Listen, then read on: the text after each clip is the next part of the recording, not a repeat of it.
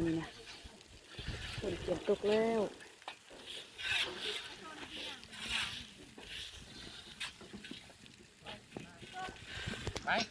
ไปเมื่อแบบนี้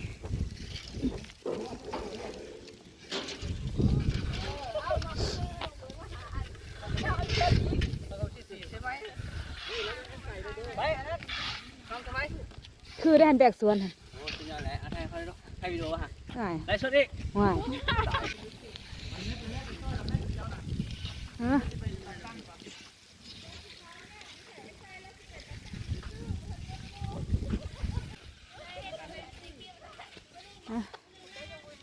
8 โมงเลยนะ8 โมงนะ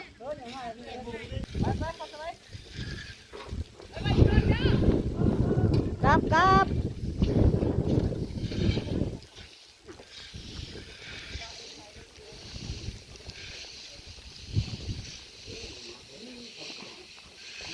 อันนี้เอาขึ้นรถไปพุ่นเลยเนาะให้เขาไปนำมาพุ่นเลยเนาะขึ้นรถเมล์ไปเลยนี่ว่า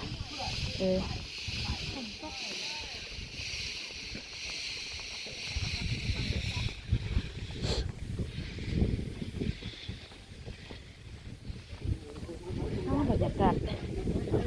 เจ้าฝนกำลังสิตกบรรยากาศออกให้งานแล้วเก็บไปเพียบโตวันนี้ลมขนาดเนาะลมทางหนาววันนี้นะก็แจ้งว่าพายุสิเข้าวันที่ 6 หาที่ 9แต่ว่าอากาศวันนี้วันที่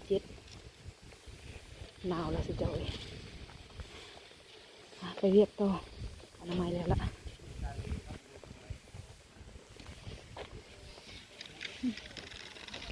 ถ้าพี่ใส่จับอันนี้ซอยเนี่ยบุมีแห้งคือได้เจ้าเนี่ยจับค่ะนี่แหละนักบวชเดินเทศบาลทำเมาได้นี่เจ้าพลาดแล้วนะอันนี้ทดลองงานตัวนี้นะพลาดแล้วทำเมาเลย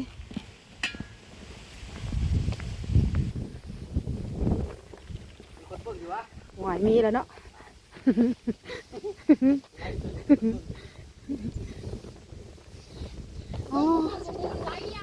คืนฟ้าคืนฝนแล้วได้นี่ฝนเก็บตกเลยได้นี่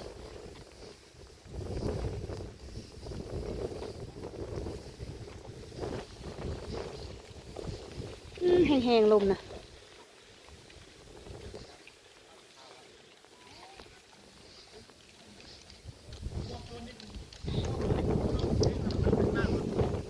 ฮะ